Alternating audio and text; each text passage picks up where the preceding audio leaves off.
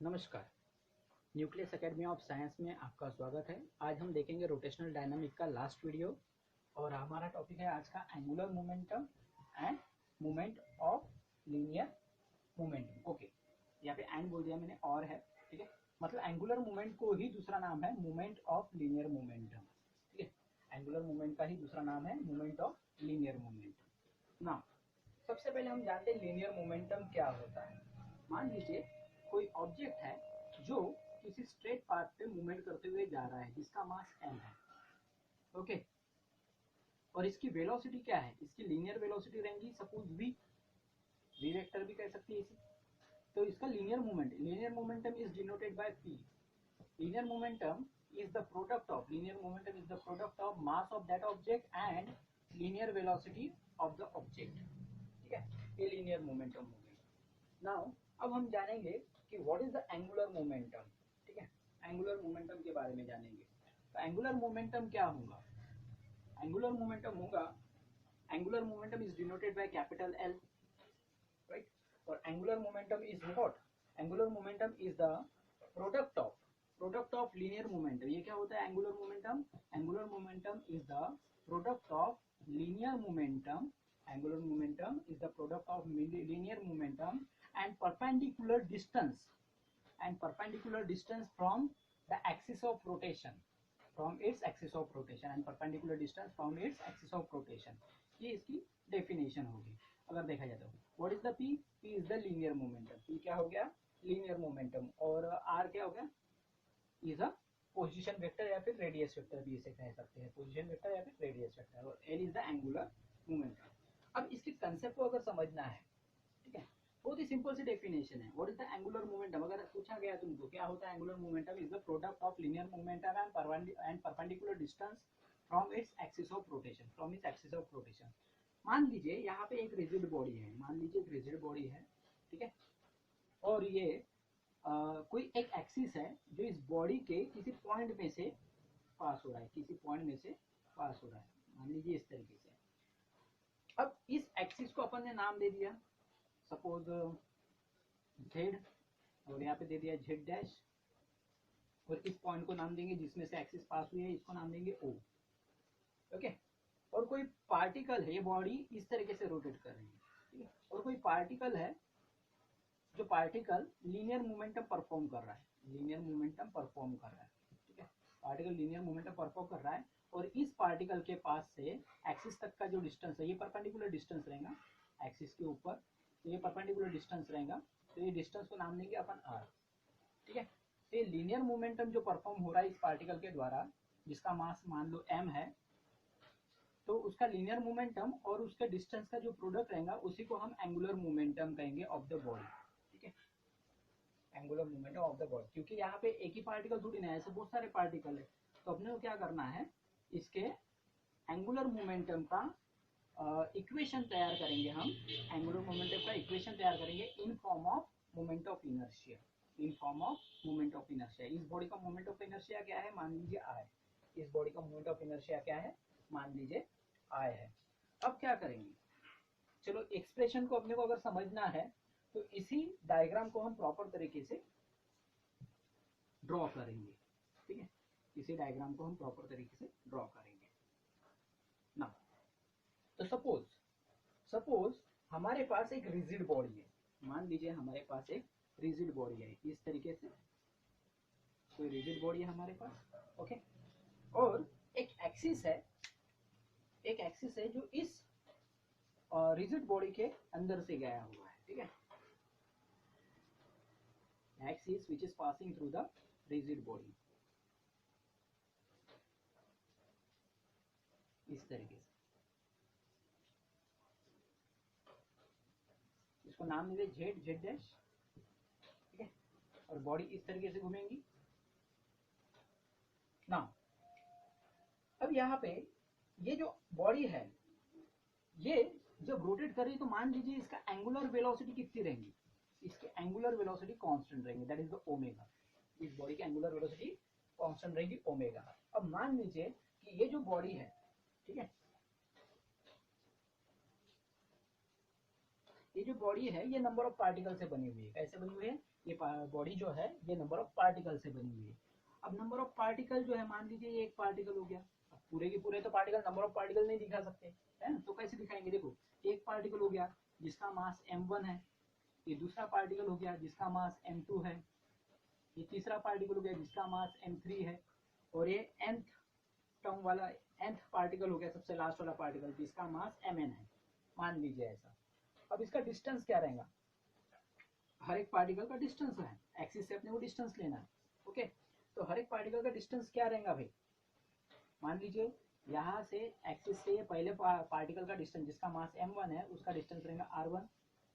जो दूसरा पार्टिकल है जिसका मास m2 है उसका डिस्टेंस रहेगा एक्सिस से r2।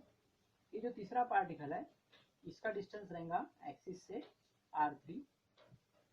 ओके, और इस लास्ट वाला पार्टिकल हमने यहाँ पे कंसिडर किया है, यहाँ से इसका डिस्टेंस रहेगा rn। ओके, लास्ट वाला पार्टिकल मैं यहाँ से ऐसे डॉट डॉट डॉट डॉट दिखा देता हूँ, ठीक है, ऐसे nth नंबर ऑफ पार्टिकल यहाँ पे है। अब सभी पार्टिकल ये यहाँ पे एंगुलर वेलोसिटी परफॉर्म करेंगे क्या? नहीं।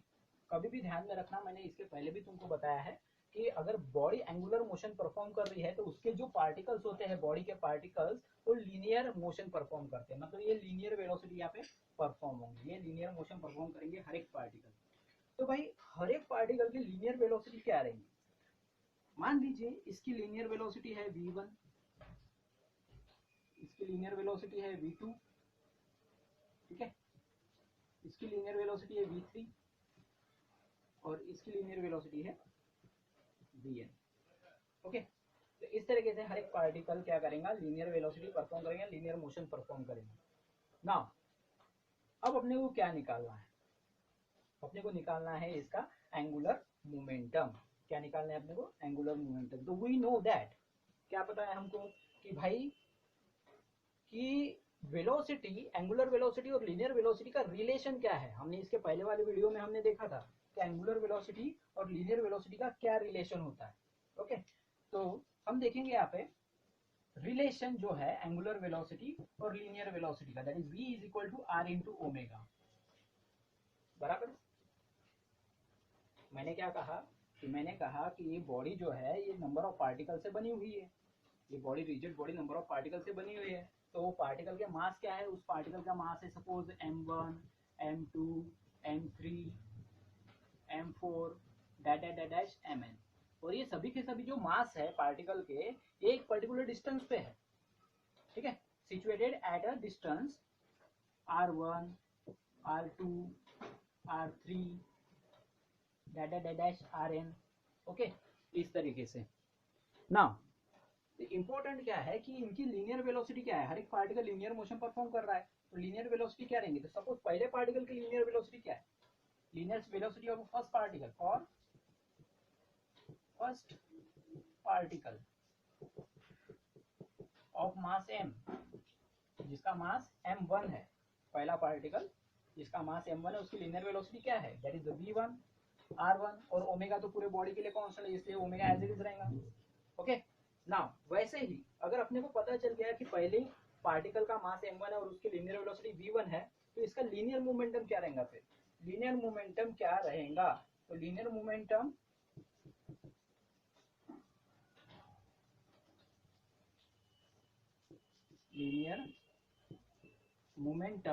जो रहेगा दैट इज p1।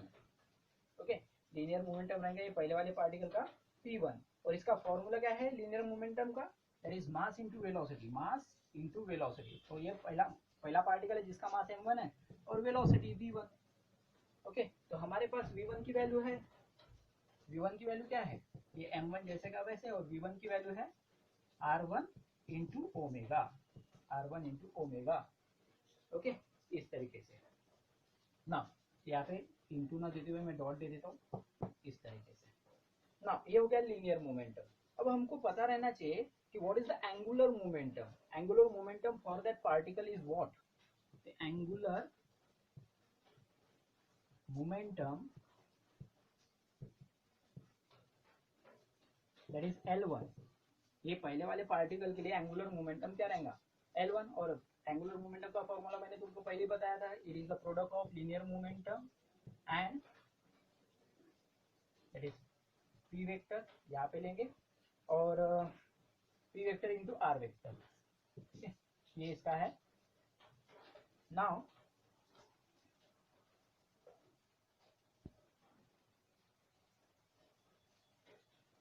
इसको अगर मैं इसके फॉर्म में लिखता हूँ, स्केलर फॉर्म में, ये वेक्टर फॉर्म में लिखा है, मान लो एंगुलर मोमेंटम इस तरीके से L vector equal to P vector into R vector, okay.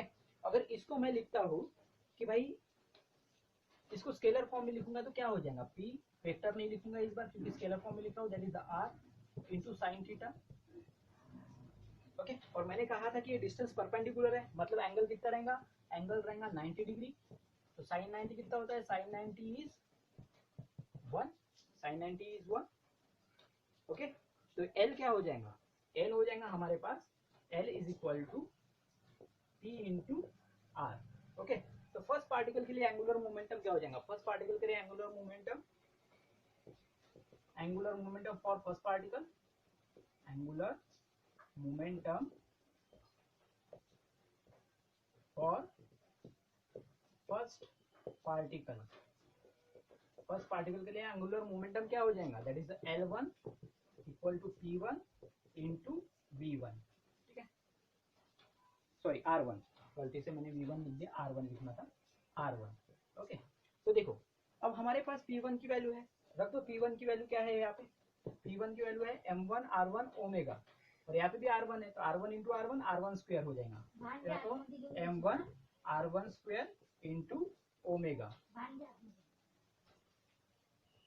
M1 R1 square into omega, okay. ये हो गया L1। वैसे ही अपने को क्या करना है, सिमिलरली हम बाकी पार्टिकल के लिए भी एंगुलर मोमेंटम निकालेंगे, तो सिमिलरली क्या हो जाएगा,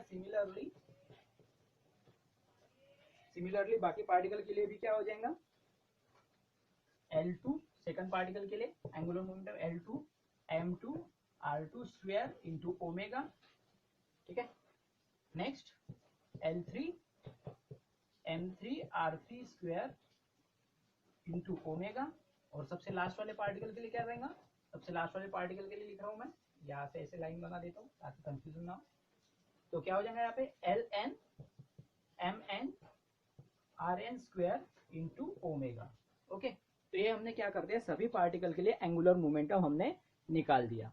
अब अपने को क्या करना है भाई, टोटल मोमेंटम जानना है पूरी बॉडी का, एंगुलर मोमेंटम क्या है टोटल, तो उसके लिए क्या करना पड़ेगा, टोटल एंगुलर मोमेंटम के लिए ये सभी मोमेंटम को क्या करना पड़ेगा, ऐड करना पड़ेगा, हर एक पार्टिकल के एंगुलर मोमेंटम को ऐड करना पड़ेगा। तो मैं क्या करता हूँ, इधर का पोर्शन मिटा देता हूँ, okay.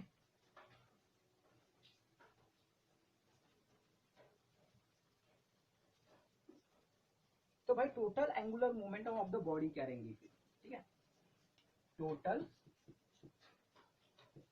Angular momentum of the body, total angular momentum of the body क्या रहेंगी, total angular momentum of the body रहेंगी L is equal to L1 plus L2 plus L3 plus dash plus Ln, okay, इस तरीके से रहेंगे। अब सबकी value put कर दो भाई, तो therefore L is equal to, L1 की वैल्यू क्या है, M1 R1 square omega, okay, plus दूसरे की क्या है, M2 R2 स्क्वायर ओमेगा, तीसरे की क्या है, M3 R3 स्क्वायर ओमेगा, और प्लस सबसे लास्ट वाले की क्या रहेंगे, Ln की, plus Mn Rn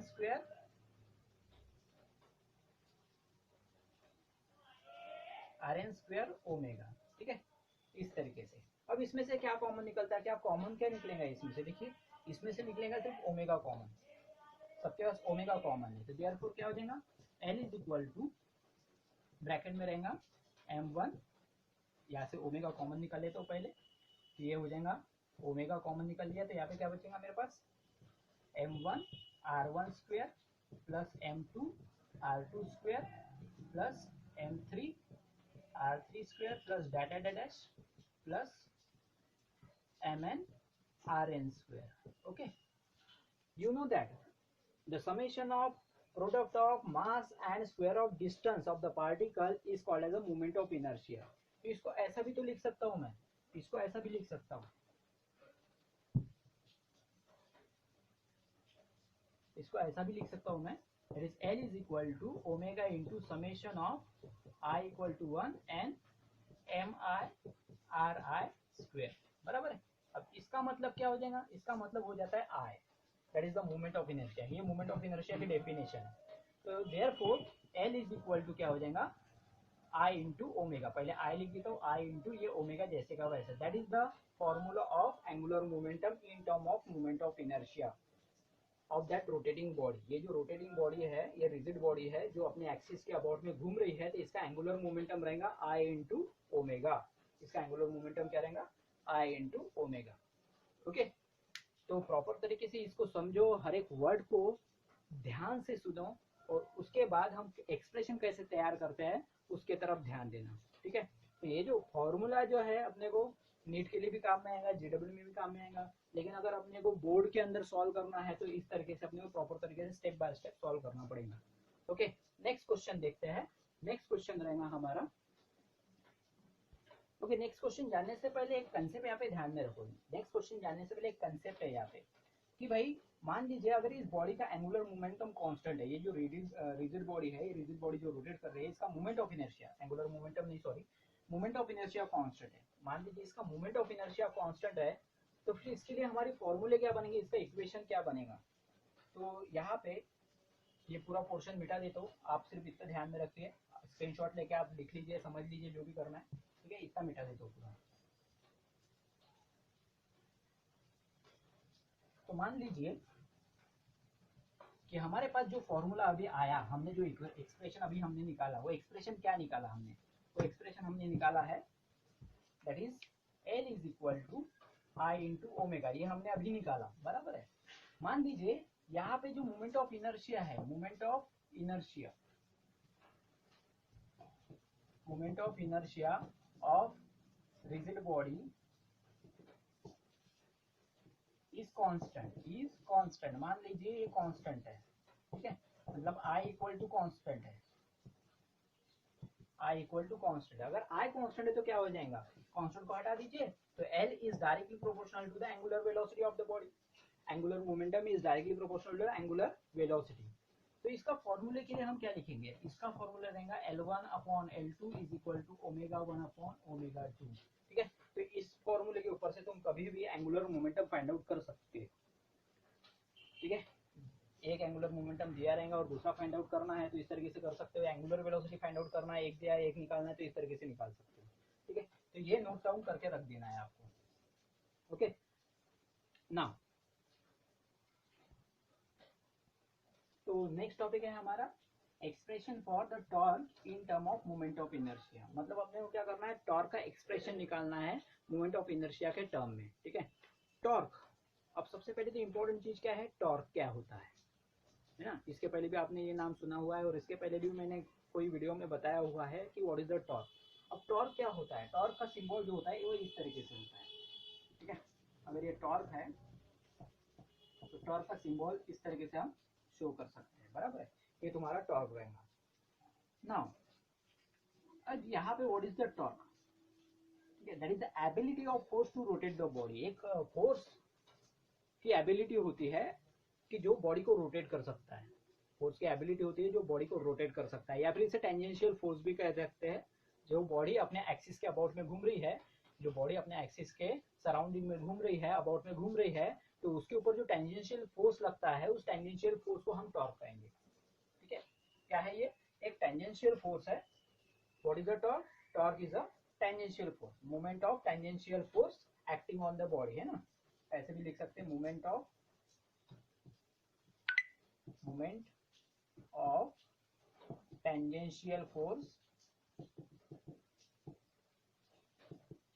tangential force acting on the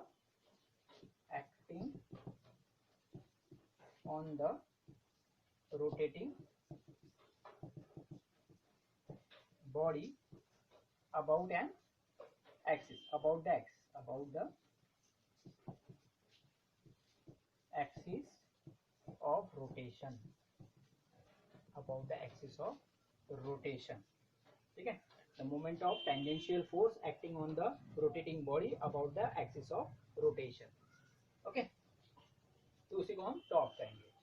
मान लीजिए अगर टॉर्क का अपने को एक्सप्रेशन निकालना है in term of moment of inertia, तो क्या एक्सप्रेशन रहेगा? अकॉर्डिंग टू डेफिनेशन ये इस तरीके से इसका एक्सप्रेशन रहेगा आई इंटू अल्फा। अपने को ये एक्सप्रेशन अपने को समझना है कि भाई ये आया कैसे, ठीक है। I is the moment of inertia और alpha is what? Alpha is I is moment of inertia and alpha is angular acceleration, angular acceleration, ठीक है। ये एंगुलर एक्सेलरेशन होता है। तो समझ में आ गया?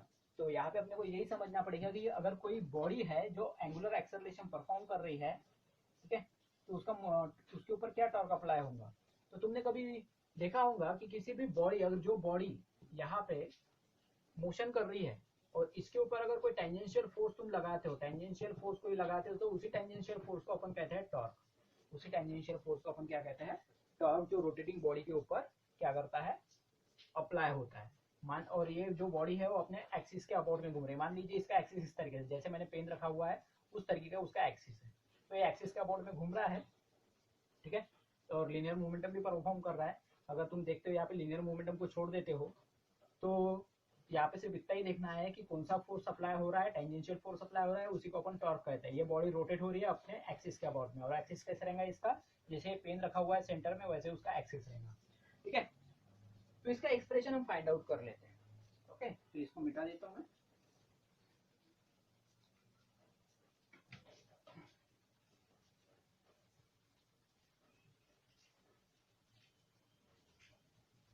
मान लीजिए हमारे पास एक रिजिड बॉडी है, ठीक है। हमारे पास इस तरीके से कोई रिजिड बॉडी है, ओके। और इसमें से कोई एक्सिस पास हो रहा है, ठीक है। मान लीजिए इसमें से कोई एक्सिस पास हो रहा है इस तरीके से,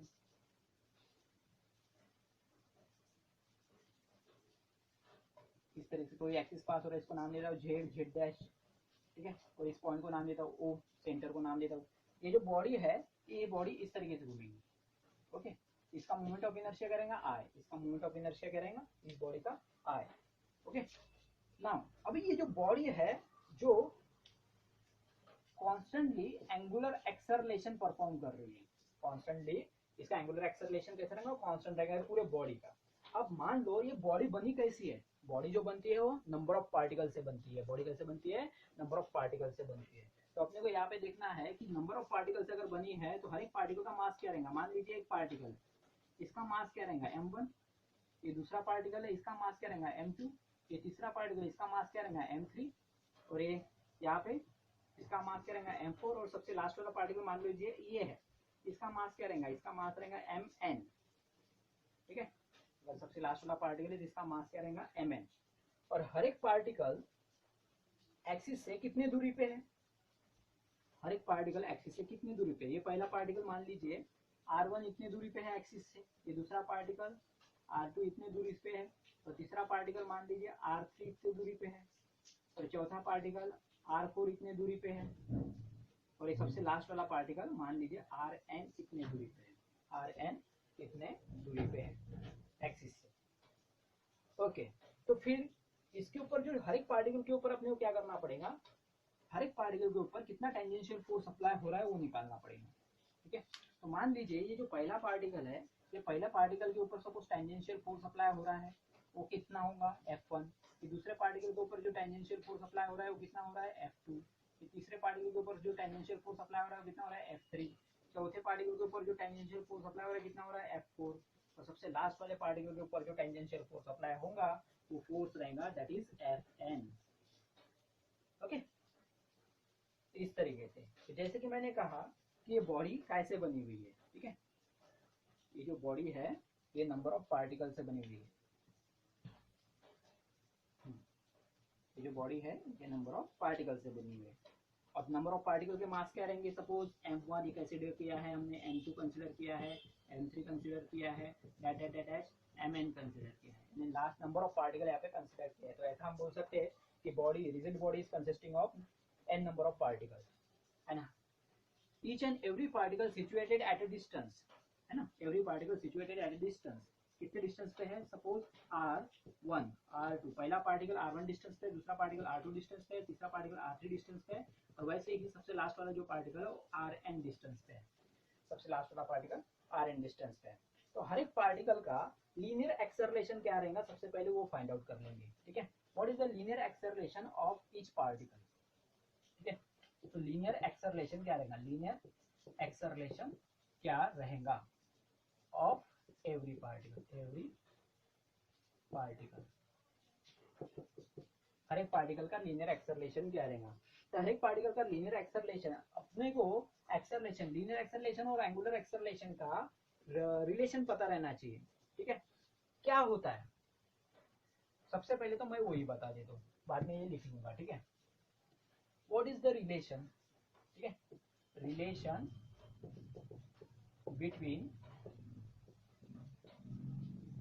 linear acceleration and angular acceleration, linear acceleration और एंगुलर एक्सेलरेशन में क्या फर्क है, लीनियर एक्सेलरेशन को ए से और एंगुलर एक्सेलरेशन को अल्फा से शो करते हैं, इन दोनों में क्या फर्क है, तो इसका एक्सप्रेशन क्या होगा, इसका रिलेशन क्या होगा। तो यहाँ पे हम देखेंगे linear acceleration is the product of r into, is the product यानी position vector into angular acceleration, ठीक है। ये लीनियर एक्सेलरेशन और एंगुलर एक्सेलरेशन का रिलेशन है, r times of the angular acceleration, linear acceleration is the r times of the angular acceleration, okay. तो इसी concept का यूटिलाइज करके हमको क्या करना है, आगे सॉल्व करना है। तो ये समझने वाले कंसेप्ट है, हमने शायद इसके पहले भी इसको देखा है कोई वीडियो में। अब इसको मिटा के हम देखते हैं कि what is the linear acceleration of every particle, ठीक है।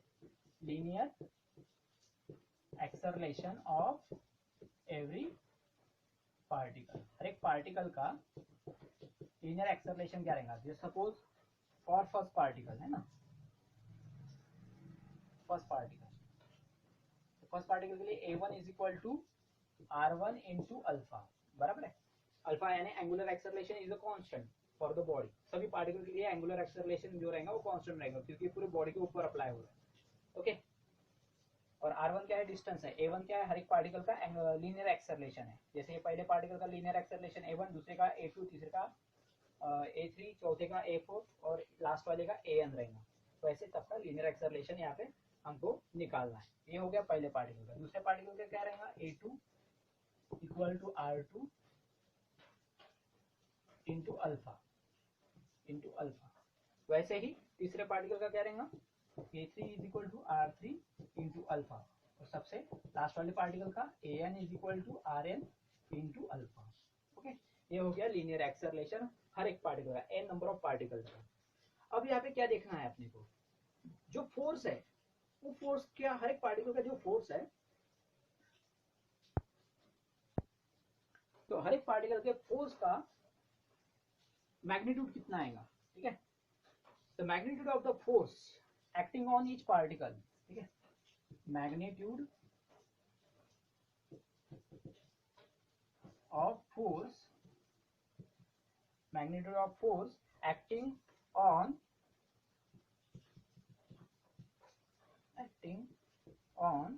the particle, acting on the particle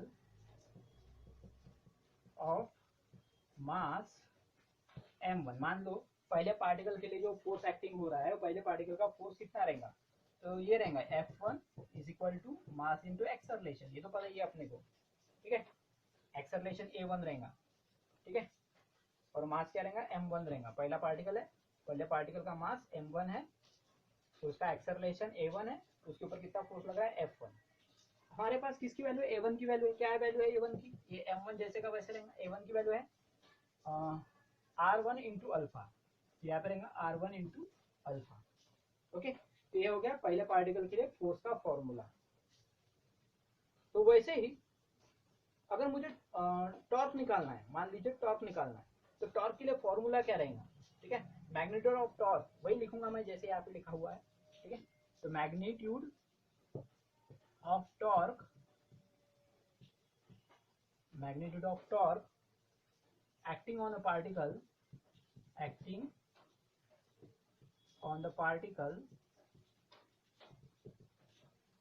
of mass m1, तो क्या रहेगा उसका टॉर्क? टॉर्क का फॉर्मूला क्या रहेगा? टॉर्क 1, पहले पार्टिकल के ऊपर कितना टॉर्क अप्लाई हो रहा है, पहले पार्टिकल के ऊपर टॉर्क क्या अप्लाई हो रहा है, कितना टॉर्क अप्लाई हो रहा है, तो उसका फॉर्मूला क्या रहेगा? उसका फॉर्मूला रहेगा torque equal to magnitude, magnitude बोला है मतलब स्केलर फॉर्म में, F1 R1 साइन थीटा। ठीक है, जनरली क्या होता है, टॉर्क का फॉर्मूला इस तरीके से भी लिख सकते हैं, torque F vector into R vector, इसको स्केलर फॉर्म में लिखते हैं तो torque F into R sine theta, बराबर है, इस तरीके से लिखते हैं। ओके, नाउ यहाँ पे मुझे बताओ एंगल कितना है? ठीक है, F और R के बीच में एंगल कितना है? दैट इज 90 डिग्री, तो थीटा इज हियर, नीचे का नहीं दिखाई दे रहा हूँ आपको तो मैं ऊपर लिख लेता हूँ, here theta is equal to 90 degree. Theta अगर 90 डिग्री है तो साइन 90 इज 1, तो टॉर्क 1 कितना आएगा अपना? Torque 1 equal to F1 R1। ठीक है, क्या आएगा? F1 R1। तो हमारे पास F1 की वैल्यू है ना, F1 की वैल्यू क्या है? That is M1 R1 alpha into R1, तो क्या हो जाएगा? M1 R1 स्क्वायर अल्फा, ये हो गया टॉर्क 1 का। सिमिलरली हम बाकी पार्टिकल का भी टॉर्क निकालेंगे। बाकी पार्टिकल का टॉर्क क्या रहेगा? जैसे सेकंड पार्टिकल का टॉर्क क्या रहेगा? Torque 2 is equal to M2 R2 square alpha है। तीसरे पार्टिकल का टॉर्क क्या रहेगा? तीसरे पार्टिकल का टॉर्क क्या रहेगा? Torque 3 M3 R3 square alpha, torque 3 equal to M3 R3 square into alpha. तो similarly n number of particle, जो सबसे लास्ट वाला पार्टिकल है उसके ऊपर कितना टॉर्क अप्लाई होगा? उसके ऊपर टॉर्क अप्लाई हो जाएगा torque n is equal to mn rn square alpha, बराबर है। इस तरीके से उसके ऊपर टॉर्क अप्लाई होगा। अब मुझे पता करना है पूरे बॉडी के ऊपर कितना टॉर्क अप्लाई हो रहा है। मुझे क्या पता करना है? पूरे बॉडी के ऊपर कितना टॉर्क अप्लाई हो रहा है। तो इसके लिए मुझे क्या करना पड़ेगा?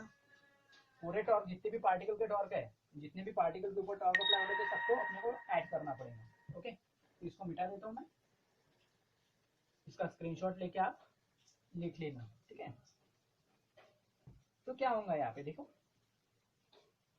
Total torque acting on the body, total torque acting on the rigid body. ठीक है, रोटेटिंग बॉडी लिखा तो भी चलता है। ये रोटेटिंग बॉडी के ऊपर टोटल टॉर्क कितना अप्लाई हो रहा है। ठीक है, इस रिजिड बॉडी के ऊपर कितना टॉर्क अप्लाई हो रहा है? Total torque is equal to torque 1 plus torque 2 plus torque 3 plus dash plus torque n। तो ऐसे n नंबर ऑफ टॉर्क हमने यहाँ पे लिख दिए। अब क्या करना पड़ेगा? टोटल टॉर्क जो लिखते हैं इसका फॉर्मूला लिख लेते हैं। तो therefore torque equal to, torque 1 का फॉर्मूला क्या है? देखो, टॉर्क 1 का फॉर्मूला है हमारे पास M1 R1 square alpha, M1 R1 square alpha plus M2 R2 square alpha. तीसरे का क्या रहेगा? M3 R3 square alpha. चौथे का क्या रहेगा? चौथा तो लिखा नहीं मैंने, डायरेक्ट डैश करके लास्ट वाले लिखा। तो लास्ट वाले का क्या रहेगा? MN RN square alpha. इसमें से क्या कॉमन निकलता है? देखो, सबके पास अल्फा इज अ कॉमन। ठीक है, तो अल्फा को कॉमन निकाल, तो अल्फा को कॉमन निकालेंगे तो क्या हो जाएगा? टॉर्क इक्वल टू ब्रैकेट में क्या रहेगा? M1 R1 square plus M2 R2 square plus M3 R3 square plus dash plus MN RN square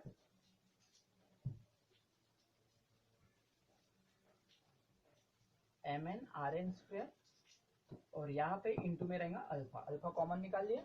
इसको क्या कहते हैं? ये मोमेंट ऑफ इनर्शिया रहेगा। इसको अपन ऐसा भी लिख सकते हैं, torque is equal to summation of I equal to 1 n MI RI square.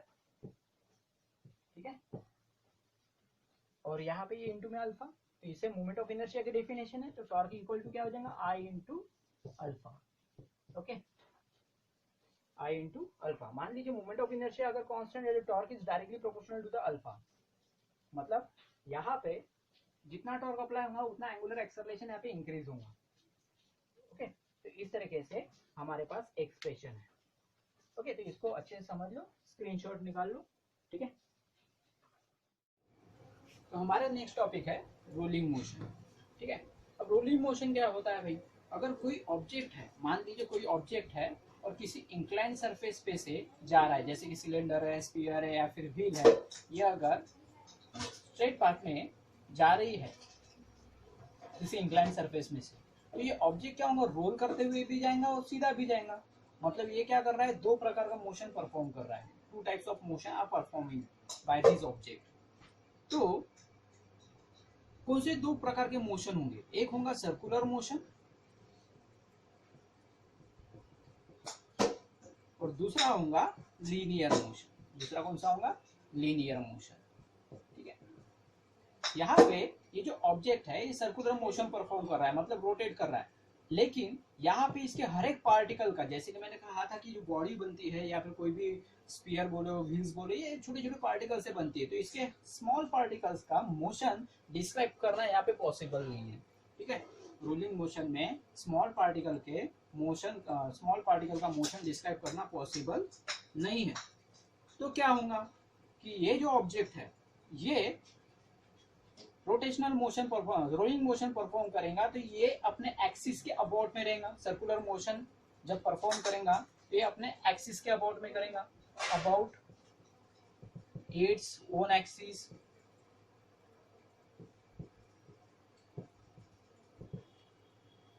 Okay, और लीनियर मोशन तो स्ट्रेट पाथ में कर रहा है, लेकिन जब ये रोलिंग मोशन परफॉर्म करेगा तो अपने एक्सिस के अबाउट में करेगा। ओके ना, तो इसको प्रॉपर तरीके से हम डायग्रामेटिकली समझ लेते हैं।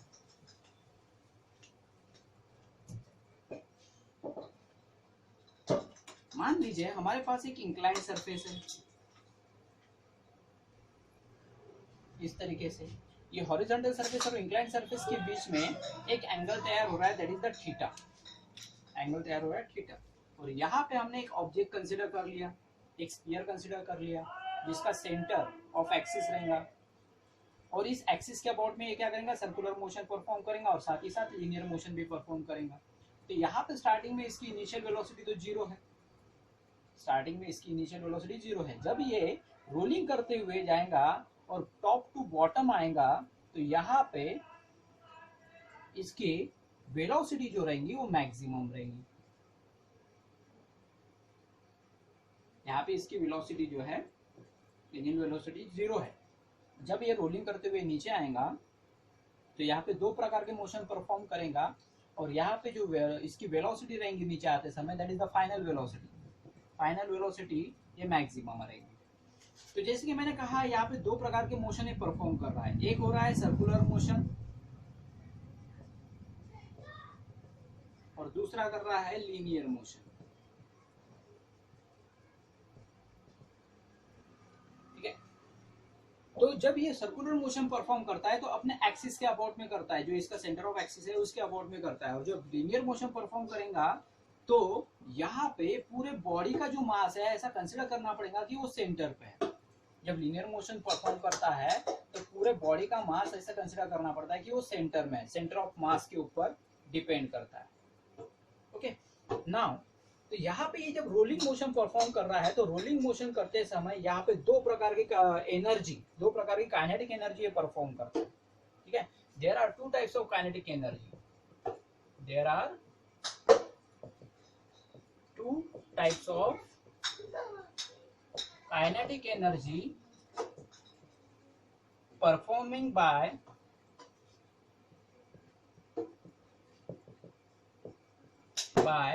body during the rolling motion, during the rolling motion। अब कौन से दो प्रकार की काइनेटिक एनर्जी परफॉर्म करेगा? ओके, कौन से दो प्रकार की, तुमको पहले ही बताया कि यहाँ पे दो प्रकार के मोशन हो रहे हैं, एक सर्कुलर मोशन हो रहा है, एक लीनियर मोशन हो रहा है। अब सर्कुलर मोशन जो होता है तो वो भी एक काइनेटिक एनर्जी हो गई। सर्कुलर मोशन अगर कोई ऑब्जेक्ट परफॉर्म करता है तो वो भी एक प्रकार की काइनेटिक एनर्जी ही होगी। और जब वो आगे बढ़ता है, लीनियर मोशन परफॉर्म करता है, तो उस समय भी एक काइनेटिक एनर्जी परफॉर्म करते हैं। तो ये पहले प्रकार जो rolling motion circular motion perform करता है, तो वहां पे कौन सी काइनेटिक एनर्जी लगती है? जब सर्कुलर मोशन परफॉर्म करता है ये बॉडी, तो वहां पे कौन से प्रकार की काइनेटिक एनर्जी लगती है? वहां पे रोटेशनल काइनेटिक एनर्जी लगती है, रोटेशनल काइनेटिक एनर्जी लगती है। और जब वो ऑब्जेक्ट आगे आगे बढ़ता है, लीनियर मोशन परफॉर्म करता है, तो उस समय कौन सी काइनेटिक एनर्जी परफॉर्म करता है? उस समय वो ट्रांसलेशनल काइनेटिक एनर्जी परफॉर्म करता है, ट्रांसलेशनल काइनेटिक एनर्जी परफॉर्म करता है। ओके, तो यहाँ पे जो दोनों काइनेटिक एनर्जी मिला के जो एनर्जी होंगी उसे टोटल एनर्जी कहेंगे। तो total kinetic energy is equal to translational kinetic energy, translational kinetic energy plus rotational kinetic energy,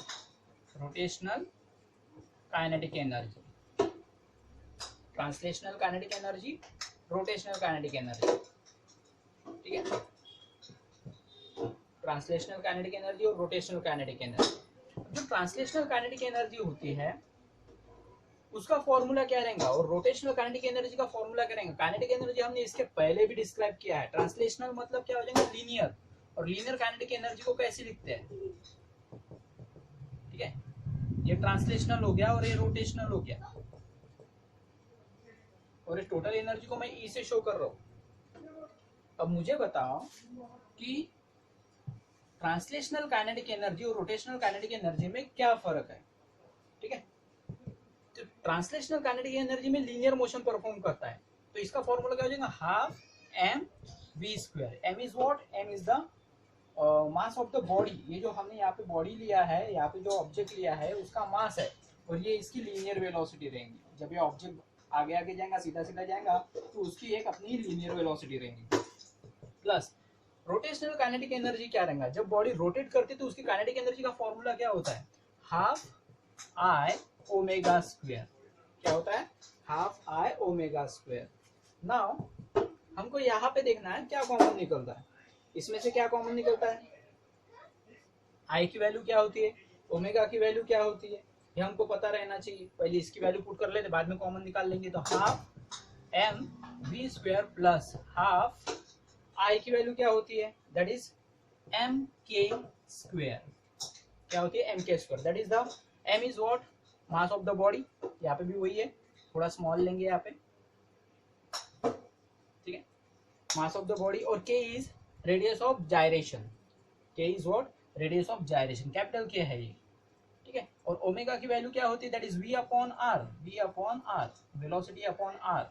are is what? Position या radius of the object, radius of the object. ठीक है, जो body है उसका radius हो गया। नाउ क्या करना है यहाँ पे? यहाँ से क्या कॉमन निकलेगा? यहाँ से निकलेगा हाफ कॉमन निकलेगा, मास कॉमन निकलेगा, और साथ ही साथ वेलोसिटी स्क्वायर भी कॉमन निकलेगा। तो बचेगा क्या यहाँ पे? यहाँ पे बचेगा वन प्लस ओके, आपको नीचे का नहीं दिखाई दे रहा होगा तो मैं इसको थोड़ा ऊपर लिख लेता हूँ।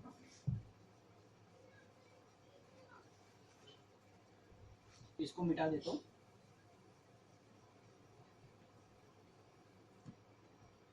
ओके, तो यहाँ पे क्या मिलेगा हमको? Total energy, total kinetic energy is equal to half M V square. हमने अगर कॉमन निकाल लिया, एम वी स्क्वायर अगर हमने कॉमन निकाल लिया, half M V square common निकाल लिया, यहाँ पे कैपिटल एम लिखना। तो यहाँ पे क्या बचेगा? यहाँ पे बचेगा वन प्लस वहां पे क्या बचेगा? वहां पे बचेगा के स्क्वायर अपॉन आर स्क्वायर। देखो, हाफ निकल गया है, एम निकल गया है और वी निकल गया, तो के स्क्वायर बचेगा और आर बचेगा वहां पे। तो इस प्रकार का हमारे पास टोटल काइनेटिक एनर्जी हमको मिलेंगे अगर कोई भी बॉडी इंक्लाइंड सरफेस से रोलिंग मोशन परफॉर्म कर रही है तो। लेकिन एक कंडीशन ये है कि कोई भी अगर बॉडी इंक्लाइंड सरफेस से रोलिंग कर रही है तो वहां पे वो स्लिप नहीं होना चाहिए। ओके, वो स्लिप नहीं होना चाहिए। अगर वो स्लिप पोजीशन में आ गया, स्लीपिंग पोजीशन में आ गया, तो क्या होगा? अगर वो स्लिपिंग हो जाएगा कोई भी ऑब्जेक्ट, तो यहाँ पे प्योर रोलिंग मोशन नहीं कहेंगे उसे, ओके है ना, इसे स्पीयर रोलिंग मोशन नहीं कहेंगे। या फिर वो ऐसा बोल सकते कि स्लाइड नहीं होना चाहिए, स्लाइड नहीं होना चाहिए, ऐसा भी कह सकते हैं इसे। अगर ये स्लाइड होते जाएगा तो यहाँ पे प्योर रोलिंग मोशन नहीं होगा, और प्योर रोलिंग मोशन नहीं होगा तो अपने को प्रॉपर तरीके से kinetic energy, total kinetic energy नहीं मिलेगी। तो इस चीज की तरफ ध्यान देना चाहिए कि वो स्टार्टिंग से ही एंड स्टार्टिंग पोजीशन से ही वो रोल करते हुए नीचे आना चाहिए, स्टार्टिंग से ही वो रोल करते हुए नीचे आना चाहिए, तब जाके हमको टोटल काइनेटिक एनर्जी इसकी मिलेगी। ओके, तो ये कंडीशन थोड़ी सी ध्यान में रखना है। ओके, तो ऐसा ही सरफेस लेना है अपने को कि जिसके ऊपर ऑब्जेक्ट स्टार्टिंग से ही रोल करते हुए नीचे तक आए, ठीक है। ऐसा नहीं कि कुछ दूर तक जाएगा और स्लाइडिंग होगा और बाद में रोलिंग करेगा, ठीक है, कुछ दूर तक स्लाइडिंग करेगा बाद में रोलिंग करेगा, ऐसा नहीं होना चाहिए। तो ऐसा इंक्लाइन सरफेस हमको नहीं लेना है। तो ऐसे सरफेस पे ही हमको रोलिंग मोशन परफॉर्म करना है, तभी अपने को काइनेटिक एनर्जी के बारे में ये एक्सप्रेशन अप्लाई होगा उस समय। ओके, नाउ ओके, तो नेक्स्ट देखना है अपने को linear acceleration and speed while pure rolling down an inclined plane, ठीक है। तो इसका लीनियर एक्सेलरेशन क्या रहेगा? अभी इसके पहले हमने टोटल काइनेटिक एनर्जी देखी, अभी अपने को निकालना है जब कोई ऑब्जेक्ट इंक्लाइंड सरफेस से रोलिंग करते हुए जाएगा तो उसका लीनियर एक्सेलरेशन क्या रहेगा। तो अपने को इसका लीनियर एक्सेलरेशन पता करना है। तो सबसे पहले अपने को लीनियर वेलोसिटी पता करनी पड़ेगी कि भाई इसकी लीनियर वेलोसिटी क्या है, तभी तो हम लीनियर एक्सेलरेशन निकाल पाएंगे। तो मान लो कि अगर कोई ऑब्जेक्ट किसी इंक्लाइंड सरफेस से रोलिंग करते हुए जा रहा है, जिसका एंगल देखो, इंक्लाइंड सरफेस का हॉरिजॉन्टल सरफेस के साथ जो एंगल होगा वो रहेगा थीटा, और इसकी हॉरिजॉन्टल सरफेस से इंक्लाइंड सरफेस का जो टॉप रहेगा उसकी हाइट रहेगी h, उसकी हाइट रहेगी h। तो हमने ऐसा माना कि कोई ऑब्जेक्ट है जो इंक्लाइंड सरफेस के टॉप पे है, ठीक है। तो यहां से ये जब रोलिंग करते हुए सीधा सीधा नीचे आएगा, स्लाइडिंग नहीं होना चाहिए, विदाउट स्लाइडिंग, क्योंकि यहाँ पे प्योर रोलिंग मोशन के बारे में अपने को जानना है, ये प्योर रोलिंग डाउन होना चाहिए, एंड स्टार्टिंग से ही वो रोल करते हुए यहाँ पे आना चाहिए। जैसे कि मैंने बताया कि इसकी इनिशियल पोजीशन जो रहेंगी टॉप के ऊपर वो रहेंगी 0, लेकिन जब नीचे नीचे आएगा तो यहाँ पे क्या हो जाएंगे, इसकी लीनियर वेलोसिटी इंक्रीज होते जाएंगी, इसकी लीनियर वेलोसिटी क्या होते जाएंगी, इंक्रीज होते जाएंगी। तो यहाँ पे ये वेलोसिटी जो रहेंगी वो मैक्सिमम रहेंगी, बॉटम तक आते आते उसकी फाइनल वेलोसिटी जो रहेंगी, लीनियर वेलोसिटी क्या हो जाएंगी, मैक्सिमम हो जाएंगी। ओके, नाउ एक बात ध्यान में रखो, जब ये रोलिंग डाउन करते आएगा अपने टॉप से बॉटम की तरफ, तो इसका मतलब क्या हो रहा है, यहाँ पे जो इसकी ग्रेविटेशनल पोटेंशियल एनर्जी जो है, ग्रेविटेशनल पोटेंशियल एनर्जी, यही ग्रेविटेशनल पोटेंशियल एनर्जी ही काइनेटिक एनर्जी में कन्वर्ट हो रही है, ठीक है। Gravitational potential energy, gravitational potential energy is converted into the kinetic energy, ठीक है। ये काइनेटिक एनर्जी में कन्वर्ट होगी। अब तुमको पता है टोटल काइनेटिक एनर्जी कौन से प्रकार के होते हैं, ये जो टोटल काइनेटिक एनर्जी है, ठीक है, और ये दो काइनेटिक एनर्जी से मिलकर बनती है, एक ट्रांसलेशनल काइनेटिक एनर्जी और एक रोटेशनल काइनेटिक एनर्जी, बराबर है। उसके बारे में बात करें तो ये ग्रेविटेशनल पोटेंशियल एनर्जी ये कन्वर्ट हो जाती है टोटल काइनेटिक एनर्जी में। तो अपने को टोटल काइनेटिक एनर्जी पता है, जब ये हाइट h इतने हाइट से जब नीचे नीचे आएगा तो उस समय ग्रेविटेशनल पोटेंशियल एनर्जी जो रहेगी वो मैक्सिमम रहेगी, ग्रेविटेशनल पोटेंशियल एनर्जी मैक्सिमम रहेगी, और टोटल काइनेटिक एनर्जी क्या रहेंगी अपने को पता है, क्या रहेंगी। ग्रेविटेशनल पोटेंशियल एनर्जी को मैं E से शो करता हूँ, तो that is E is equal to, ठीक है, ये ग्रेविटेशनल पोटेंशियल एनर्जी इसलिए Eg लिख लेता हूँ यहाँ पे। तो Eg इज इक्वल टू क्या हो जाएगा यहाँ पे, हाफ m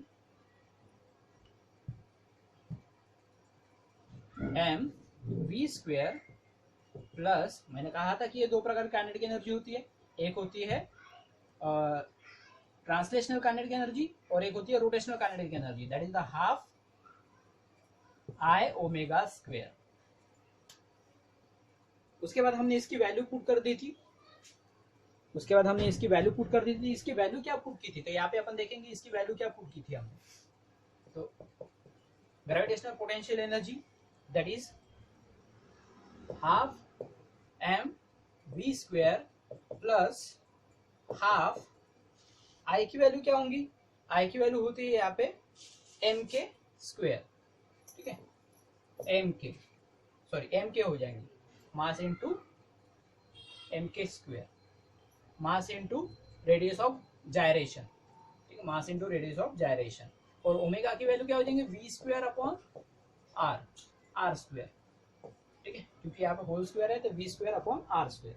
तो इसमें से कॉमन क्या निकलता है, that is half M V square, अगर कॉमन निकल गया तो यहाँ पे बचेगा 1 और यहाँ पे बचेगा के स्क्वायर अपॉन आर स्क्वायर, ठीक है। लेकिन हमको ये भी तो पता है कि पोटेंशियल ग्रेविटेशनल पोटेंशियल एनर्जी का फॉर्मूला क्या है। ग्रेविटेशनल पोटेंशियल एनर्जी का फॉर्मूला जो होता है वो होता है mgh, ठीक है, mgh, इसकी mg और हाइट कितने हाइट पे ये mg, बॉडी का वेट जो है mg और कितने हाइट पे ये h, तो mgh, ओके। ये ग्रेविटेशनल पोटेंशियल एनर्जी होगी is equal to half v square 1 plus K square upon R square, okay. क्या यहाँ से अपने को लीनियर वेलोसिटी पता चल जाएंगी क्योंकि हमारे पास वेलोसिटी तो पता ही चल जाएंगी। यहाँ पे क्या हो जाएगा, देयरफॉर mm कैंसिल हो जाएगा, ये 2 इधर जाएगा तो क्या हो जाएगा 2gh इक्वल टू यहाँ पे बचेगा v square into 1 plus K square upon R square. तो ये जो ब्रैकेट है इसको इसके डिवाइड में डाल दो तो क्या हो जाएगा, therefore v square is equal to 2gh upon 1 plus K square upon R square, ठीक है।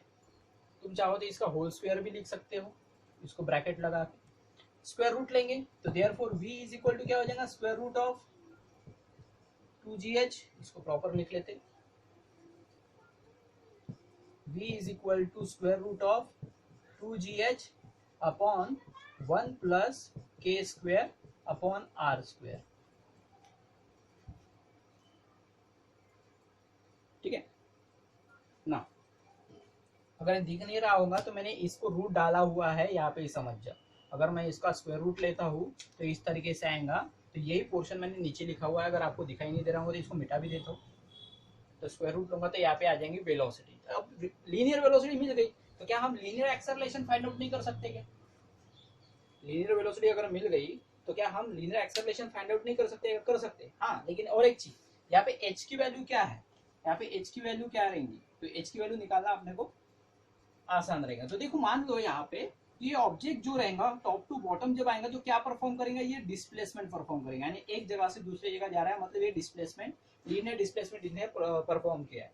इस लीनियर डिस्प्लेसमेंट को क्या नाम दिया मैंने, S is what, linear displacement. Now तो इसकी वैल्यू क्या हो जाएंगी, चलो देखते हैं। आप इसको स्क्रीनशॉट ले लो, क्या होगा देखते हैं। यहाँ पे पूरा ही मिटा रहा हूं मैं,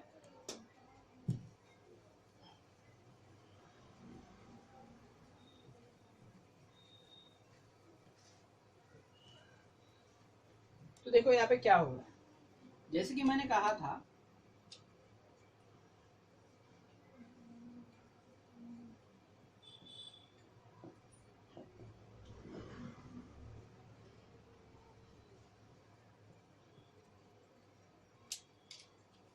कि यहाँ पे जो ऑब्जेक्ट है वो टॉप टू बॉटम आ रहा है, तो लीनियर डिस्प्लेसमेंट इसने परफॉर्म किया, तो यहाँ पे अपने एच की वैल्यू निकालना है। तो क्या यहाँ पे हम साइन वाला फॉर्मूला लगा सकते हैं, क्योंकि हमारे पास अपोजिट साइड है थीटा की और हाइपोटेन्यूस है, तो ये तो 90 डिग्री हो गया, परपेंडिकुलर है। तो क्या हो जाएगा यहाँ पे sine theta is equal to opposite upon hypotenuse, that is H upon S. तो एस को इधर भेज दो, therefore S equal to S into sine theta equal to H. H की वैल्यू हमको मिल गई, तो तुम चाहो तो वहां पे जाके पुट कर सकते हो।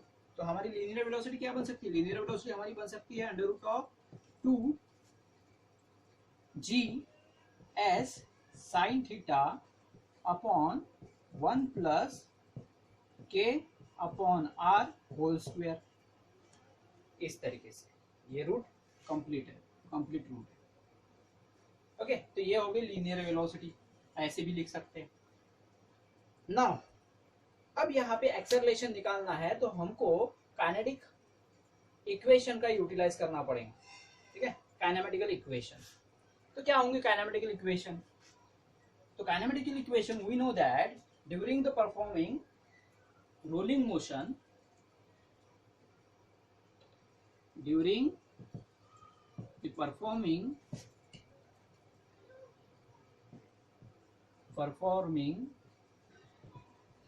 रोलिंग मोशन, जब रोलिंग मोशन परफॉर्म करेगा तो वहां पे लीनियर मोशन भी रहेगा, मतलब ट्रांसलेशनल मोशन, ठीक है। कौन से मोशन परफॉर्म करेगा? ये लीनियर मोशन परफॉर्म करेगा, इसे ट्रांसलेशन मोशन भी कहते हैं। लीनियर मोशन परफॉर्म करेंगे, ये लीनियर मोशन परफॉर्म करेगा, इसे ट्रांसलेशनल मोशन भी कहते हैं। लीनियर मोशन परफॉर्म करेंगे, इसे ट्रांसलेशनल मोशन भी कहते हैं। तो क्या होगा, देखो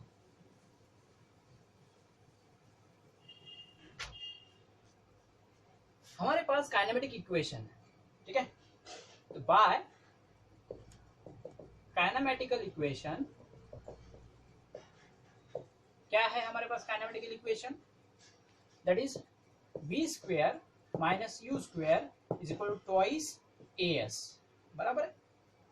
v square minus u square equal to twice as, इसका यूटिलाइज अपन करेंगे, ओके। तो इसको लिखते समय पहले 2s को लिखो, 2as is equal to v square minus u square. आपको पहले ही बताया था कि इसकी इनिशियल वेलोसिटी तो 0 है और फाइनल वेलोसिटी मैक्सिमम है, और फाइनल वेलोसिटी हमने निकाल दी है, यहाँ पे पुट कर देंगे। तो therefore 2as is equal to v की वैल्यू क्या है हमारे पास? रूट मत निकालना क्योंकि वहां पे स्क्वायर है तो रूट कैंसिल हो जाएंगे, तो यहाँ पे क्या बचेगा? 2gs sine theta upon 1 plus k upon r whole square, और ये हो जाएगा 0, ये हो जाएगा 0। नाउ यहाँ पे ये 2 कैंसिल हो जाएगा भाई, 2 कैंसिल, एस कैंसिल, तो क्या बचा हमारे पास? a is equal to g sine theta upon 1 plus k upon r whole square, ठीक है। ये हमारा लीनियर एक्सेलरेशन मिल गया, ठीक है। तो जब भी कोई बॉडी, कोई object pure rolling motion perform करेगा टॉप टू बॉटम, तो उस समय उसका लीनियर एक्सेलरेशन जो रहेगा, उसका लीनियर एक्सेलरेशन रहेगा g sine theta upon 1 plus k upon r whole square, ठीक है। तो यहाँ पे ये बात आपको ध्यान में रखनी है। मान लो कि अगर यहाँ पे प्योर स्लाइडिंग हो रही है, ठीक है, अगर यहाँ पे देखते हैं कि फॉर प्योर स्लाइडिंग, यानी यहाँ पे ये स्लाइड करते हुए आ रहा है, रोलिंग करते हुए नहीं आ रहा है, यहाँ पे प्योर स्लाइडिंग करते हुए आ रहा है without friction, pure sliding without friction, without friction. अगर ये विदाउट फ्रिक्शन कर रहा है तो यहाँ पे एक बात ध्यान में रखना है आपको, इसकी एक्सेलरेशन कितना हो जाएगा, इसका एक्सेलरेशन कितना हो जाएगा, क्योंकि फ्रिक्शन तो है नहीं, है ना, प्योर स्लाइडिंग हो रहा है और फ्रिक्शन तो है नहीं यहाँ पे, तो इसका एक्सेलरेशन हो जाएगा हमारे पास g साइन थीटा, ठीक है। रेडियस ऑफ जायरेशन ये वाली इक्वेशन रहेंगी इतनी, ठीक है। यहाँ पे k इज इक्वल टू क्या हो जाएगा? k is equal to r, okay. तो ध्यान दो,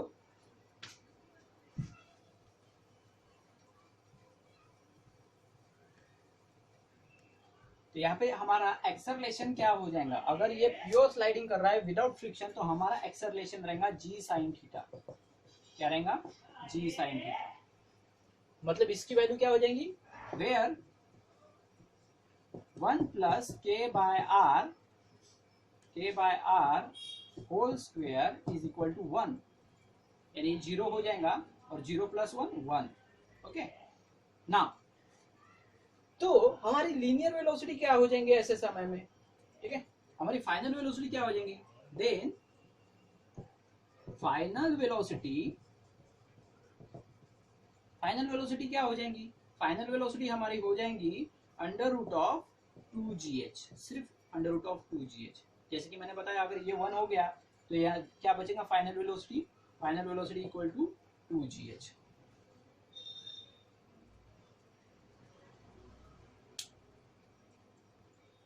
तो अब हम देखेंगे इक्वेशन ऑफ ट्रांसलेशनल मोशन और उसका एनालॉगस, ट्रांसलेशनल मोशन का एनालॉगस जो रहेगा, analogous equation for rotational motion. ठीक है, क्या रहेगा? तो मान लो हमारे पास एक बॉडी है, ठीक है, तो इसका ट्रांसलेशनल मोशन मतलब लीनियर मोशन क्या रहेगा, और लीनियर मोशन की इक्वेशन क्या रहेंगे? लीनियर मोशन को हम v से शो करते हैं भाई, लीनियर मोशन को v से शो करते हैं। तो इसकी एवरेज वेलोसिटी क्या रहेंगी? क्योंकि हर बार क्या हो जाएगा, इसकी वेलोसिटी चेंज होती रहती है, इसकी वेलोसिटी क्या होती है? चेंज होती रहती है। तो इसकी एवरेज वेलोसिटी हो जाएंगी, इसकी एवरेज वेलोसिटी हमारे पास हो जाएंगी that is initial velocity plus final velocity divide by 2। Initial velocity plus final velocity divide by 2, that is the average velocity. किसी भी बॉडी अगर कोई लीनियर मोशन परफॉर्म कर रहा है तो उसकी एवरेज वेलोसिटी हो जाएंगी initial velocity plus final velocity divide by 2। Initial velocity हो सकती है 0 हो या फिर हो सकती है ना हो।